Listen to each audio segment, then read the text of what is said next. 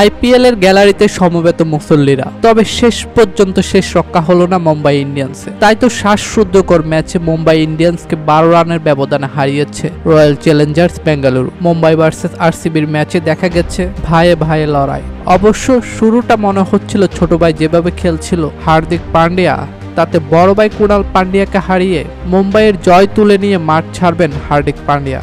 কিন্তু না, কুণাল পান্ডিয়া হার্দিক পান্ডিয়াকে দেখিয়ে দিলেন বড়রা সবসময় বড়ই হয়। ওস্তাদের মার দিয়ে দিলেন শেষ রাতে। শেষ ওভারে মুম্বাই ইন্ডিয়ান্সকে গুড়িয়ে দিলেন একাই। কাগজে কলমে প্রথমে ব্যাটিং করতে নেমে নির্ধারিত 20 ওভারে 5 উইকেট হারিয়ে 221 রানের বিশাল লক্ষ্য দাঁড় করায় রয়্যাল চ্যালেঞ্জার্স বেঙ্গালুরু। দলের হয়ে সর্বোচ্চ 42 বলে 67 রান আসে বিরাট কোহলির ব্যাট থেকে এবং দ্বিতীয় সর্বোচ্চ অধিনায়ক রজত পাতিদার খেলেন 32 বল 64 রানের দারুণ এক ইনিংস। আর জবাবে ব্যাটিং করতে নেমে শুরুতে ব্যর্থ রোহিত শর্মা। শুরুটা করেছিলেন অবশ্য দুর্দান্ত, এরপর ফিরে যান রিয়েল রিকন্টন। উইকেটে এসে ধীরগতিতে শুরু করলেও সুবিধা করতে পারেনি উইল জ্যাক। সূর্যকুমার যাদব যখন ফিরে যান 28 রান করে, তখন 99 রানের মধ্যে মুম্বাই ইন্ডিয়ান্স হারায় তাদের চতুর্থ উইকেট। আর তখনই মূলত খেল হারিয়ে ফেলে মুম্বাই ইন্ডিয়ান্স। কিন্তু না, তিলক ভার্মাকে সঙ্গে নিয়ে হার্দিক পান্ডিয়া যা শুরু করলেন তাতে মনে হচ্ছিল 1-2 বল হাতে রেখে জয়ের বন্দরে পৌঁছে যাবে মুম্বাই ইন্ডিয়ান্স। কেননা হার্দিক পান্ডিয়া উইকেটে এসে প্রথম বল থেকে বাউন্ডারি মারতে শুরু করেন।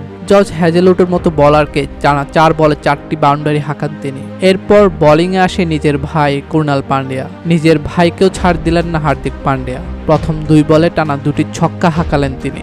এরপর নন স্ট্রেট প্রান্তে আসার পর ভাইয়ের সঙ্গে কৌশল বিনিময় হয়েছে তার। তবে শেষ পর্যন্ত যে বড় ভাইয়ের জয় হবে এভাবে সেটা হয়তোবা কল্পনা করতে পারেননি হার্দিক পান্ডিয়া।